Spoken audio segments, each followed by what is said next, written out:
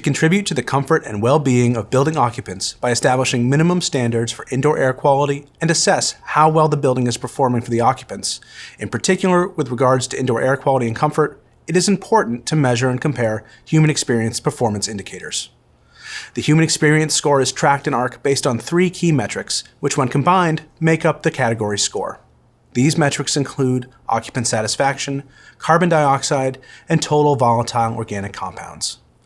Completing the data requirements for one of these individual metrics will generate a subscore, so each metric can be addressed individually.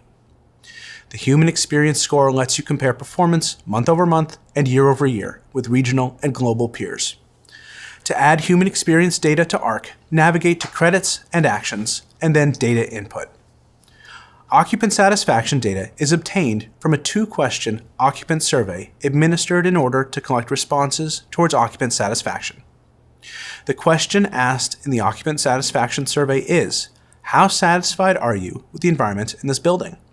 Respondents move a sliding scale with a smiling or frowning face to indicate their general level of satisfaction.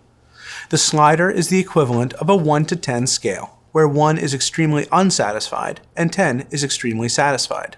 If respondents move the slider to dissatisfied, they are prompted to provide more details on which physical attribute is causing their dissatisfaction: dirty, smelly, dark, other, etc. Where in the building this is occurring, and optionally their name. Higher average rates of occupant satisfaction typically result in higher scores. Before administering the survey, confirm the project's occupancy is accurate, since the percent response rate needed to generate a score is based on occupancy. The survey must be administered through ARC, which provides flexible administration options for surveying regular building occupants and visitors by providing you with a single survey link. You have 2 primary options for survey administration. The first is to email the survey link directly to respondents.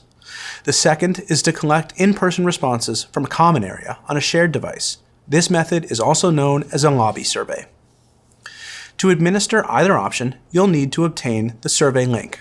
First, open the project where you want to collect data. Then navigate to Data Input and Human Experience. When emailing the survey, you can select the default language. Multiple languages are available, including English, French, Portuguese, German, Spanish, and Chinese. When respondents receive the email and open the survey link, they can also adjust the language to their preference. Once respondents have completed the survey by hitting Submit, their response will automatically be sent back to ARC for tabulation in the total response rate. The second way to collect the human experience data is by administering the survey in person through ARC's Lobby Survey feature. Simply toggle on the Lobby Survey option, which allows you to collect multiple responses from one or many devices. This method enables you to queue up the survey on a tablet or multiple computers so that when one person submits the survey, the page will automatically refresh to a new clean survey and the next person in line can complete their response. The Lobby Survey feature can be activated for 48 hours at a time. If the survey on the shared device is not refreshed to a new survey form, the 48-hour time period may have expired. In order to generate an occupant satisfaction score, all projects must receive a minimum response rate of 25% based on the occupancy of the project. Projects with occupancy greater than 500 will see a lowered response rate that continues to decrease as occupancy increases. For instance, a very large skyscraper with 4,000 occupants may only need a 12% response rate to generate a score. The specific response rate needed for your project to generate an occupant satisfaction score will always be shown on the Human Experience Data Input page. As responses are submitted, you can view the total response rate increase over time. Once responses are more than 12 months old, they are no longer incorporated into the Human Experience score, and new responses must be obtained in order to maintain a response rate high enough to generate a score. Note that occupancy and survey response rates are interdependent. For example, let's say you have collected enough survey responses to generate a human experience score, but then update your occupancy value. If the new occupancy value results in your human experience response rate no longer being enough to generate a score, then your human experience score will drop to 0 until enough additional responses are collected to meet the new threshold. You are encouraged to collect as many responses as possible to avoid this scenario, as well as to capture the greatest number of representative responses. At any point, you can export the survey results to Excel in order to view all current and historic individual responses. The survey must be administered at least once per 12 months in order to collect the data needed to calculate carbon totals for human experience and generate a score. A blended approach to human experience survey collection may be used in case both email and in-person administration is best suited for your project. The Occupant Satisfaction Score rates the satisfaction occupants have with the building. To calculate an occupant satisfaction score, the following data are required: number of time-weighted building occupants, and occupant satisfaction level on a scale of 1 to 10 for each survey response. The project's occupant satisfaction score is calculated by taking the average of the satisfaction levels for each building occupant that completes the survey and considering the variance in the responses. The score is calculated on 100 and then weighted to account for the other two metrics in the human experience category. Now that we've reviewed the occupant satisfaction score and survey, you're ready to take the next steps in generating your own occupant satisfaction performance score. Take a moment to review the information in the last module and update your project plan activity sheet with relevant information. Next, we'll take a deep dive into the remaining scores and data requirements for the indoor air quality metrics in the human experience category. Buildings with good indoor environmental quality protect the health and comfort of building occupants. High-quality indoor environments also enhance productivity, decrease absenteeism, improve the building's value, and reduce liability for building designers and owners. The Human Experience Score in ARC contains 3 subscores. The first is related to occupant satisfaction. The other 2 are related to indoor air quality metrics. To generate a complete human experience score, carbon dioxide, or CO2, and total volatile organic compounds, or TVOC, data are required. These data points typically come from an indoor air quality evaluation of the space. At least one indoor air quality evaluation must be conducted per 12-month period. The data are collected and input into the ARC data template in order to derive a single calculated value for CO2 and TVOC. These values are then uploaded or input into ARC to generate respective scores for each metric. There are 2 ways to conduct an evaluation to obtain the necessary data. Use protocols consistent with one of the methods you see on the screen. Or use a device called a photoionization detector, sometimes called a PID. If you decide to use a PID, take note of some of the following methodology requirements.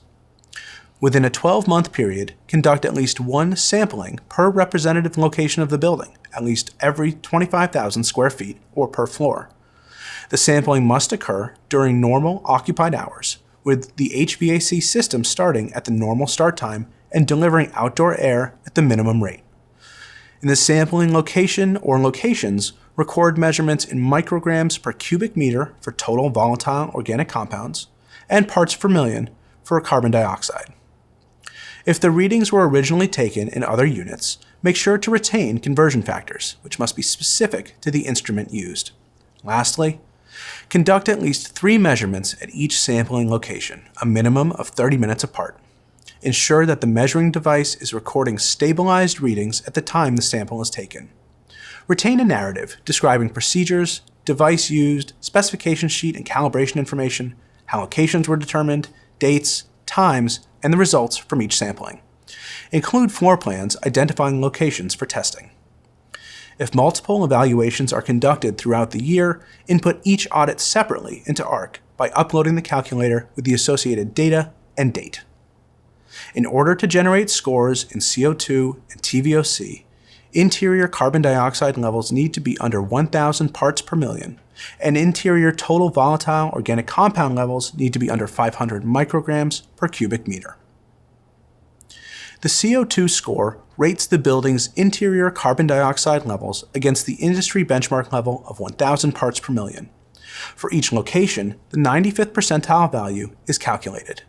The 95th percentile is the CO2 value that 95% of the data falls below. The score is a value from 1 to 100 based on the project's average 95th percentile CO2 value. To calculate a CO2 score, the following data are required: measurement location, measurement date, measurement time, and measured CO2 concentration. Now that we've learned more about the CO2 score, let's examine the TVOC data requirements. The TVOC score rates the building's TVOC levels against the industry benchmark of 500 micrograms per cubic meter. The score is a value from 1 to 100 based on the project's maximum TVOC value. An average TVOC value is calculated for each location during the indoor air quality evaluation. The maximum TVOC level is determined by taking the highest TVOC average for the indoor environmental quality evaluation. The project's maximum TVOC level is then input into ARC to produce a TVOC score for the project. To calculate a TVOC score, the following data are required: measurement location, measurement dates, start and end times for each measurement, and measured TVOC concentration. Now that you've added data into ARC, you can view and analyze your human experience score. The total score page shows the sum total of all the weighted category scores. Clicking on the individual racetracks will take you to the associated category analytics page. Below the total weighted score, ARC displays the individual category unweighted scores and their associated global and local averages. Global averages represent all buildings in ARC around the world. Local averages represent projects within your state or province. For countries outside of the US, without states or provinces, local average represents the total country. These average scores may change over time as an increasing number of projects become active in ARC. On the navigation bar, category scores are further benchmarked. Each category score shows a racetrack view with 3 concentric unweighted scores. The outermost racetrack is the most current month's score. The middle racetrack is last month's score, and the innermost racetrack is the score from 1 year prior. This benchmarking view shows your score at a glance and provides more context for your current score. Below the benchmarked view is the current weighted score for reference. Clicking on any of these graphics brings you to the relevant analytics category. Within the analytics category, you can review the last 12 months of score changes to get a complete picture of your performance. Human experience has 3 subscores, which are all reflected individually in the score benchmarking view. Each subscore is showing its individual score as a percentage. Each subscore contributes equally to the total human experience score. For example, an unweighted occupant satisfaction score of 65 out of 100, CO2 score of 96 out of 100, and a TVOC score of 75 out of 100 represents a total average score of 78 out of 100, or under the weighted human experience score, a 16 out of 20. For a comprehensive score breakdown, which includes historic scores, ARC provides downloadable reports. Under Settings in Data Input, you can create a report by selecting a specific date range. This can include a recent time period or go back to the activation of the project in ARC. Once this report is created and downloaded, you can view all weighted category and total scores. Additionally, each score category has its own tab in the report, which shows the data in ARC for the time period initially selected for the report. This concludes Module 3, Attaining Your Score. In the next module, we'll take a closer look at improving and certifying your building's scores. Now that we've reviewed the human experience category, score, and data input in detail, you're ready to take the next steps in generating your own human experience performance score. Take a moment to review the information in the last module and update your project plan activity sheet with relevant information.